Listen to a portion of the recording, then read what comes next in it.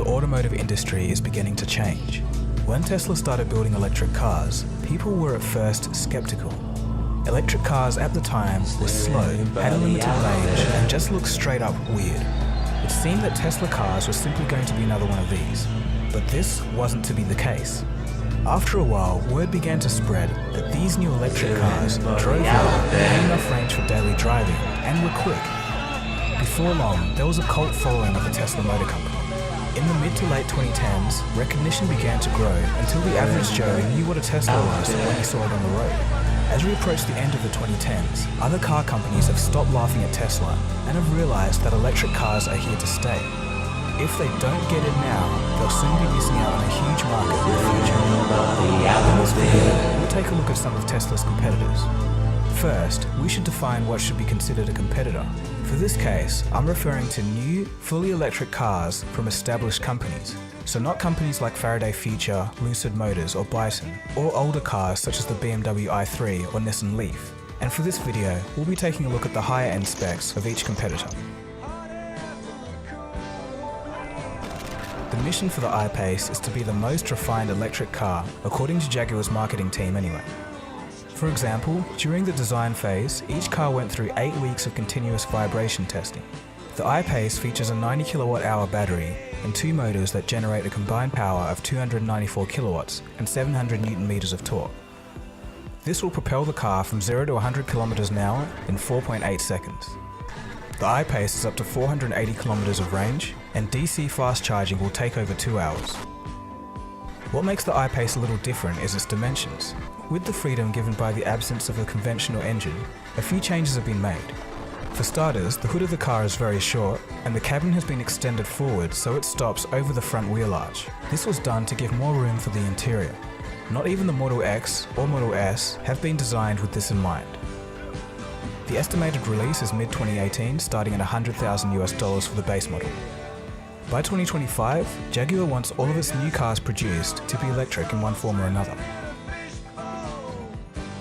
Is Porsche just trying to one-up Tesla, or is this just something they want to do to just keep improving their brand? Well, I think it's interesting that we're finally seeing larger automakers getting into electric drive. For a long time, we've been hearing about the promise of electric vehicles, but now we're finally actually beginning to see them. The Porsche Mission E is the quickest of the bunch, claiming 0 to 100 km an hour in under 3.5 seconds, but still a ways off the 2.5 seconds achieved by Tesla's P100D model. The Mission E will get to 200 km an hour in less than 12 seconds and has a top speed of 250 km an hour. To keep the acceleration going strong all the way to the top speed, 2-speed gearboxes will be used. Stefan Werkbach, head of the project, confirmed that the Mission E will have computer-blended braking, where the brake pedal is a request for braking rather than an actual link to mechanical brakes. When the pedal is pressed, a computer works out whether it should use the disc brakes or regenerative braking from the motor. Porsche claims a 15-minute charge time from 0 to 80% on their specialized chargers. The company states that these chargers will deliver 800 volts with cooling technology to prevent overheating. This energy will of course come from renewables. Interestingly, by about 2020, there's going to be a network of chargers across continental Europe, about 120 kilometers apart. Porsche is investing in this network along with Mercedes, BMW, Ford and Audi. The range of the electric Porsche is said to be 500 kilometers compared to 630 kilometers for Tesla's P100D. But these of course are EPA ratings, so the real-world values will be less obviously. The Mission E pricing has been aggressively set to start at $75,000. The South Korean company, Hyundai, is taking a bold step into the electric market with their Kona EV. There's 2 options for the Kona, but the longer range is said to have a 64 kWh battery pack with an EPA range of 470 kilometers. The car will use an 150 kilowatt motor to go from 0 to 100 kilometers an hour in a little over 7 seconds. In terms of charging, a 1-hour fast DC charge will get you 0 to 80% battery life. The higher range Hyundai Kona is said to be about $45,000. The next competitor to Tesla is the British company Aston Martin. They've recently revealed that they're going to make an all-electric version of their car, the Rapid E. It's set to enter production in 2019 as part of the company's Second Century Plan initiative. The Rapid E will have 600 kilowatts of power in an all-wheel drive format and 320 kilometers of range. Acceleration figures haven't been given yet, but we can assume it will be pretty quick. The cost is set to be $255,000, and there's going to be a limited production run of just 155 cars.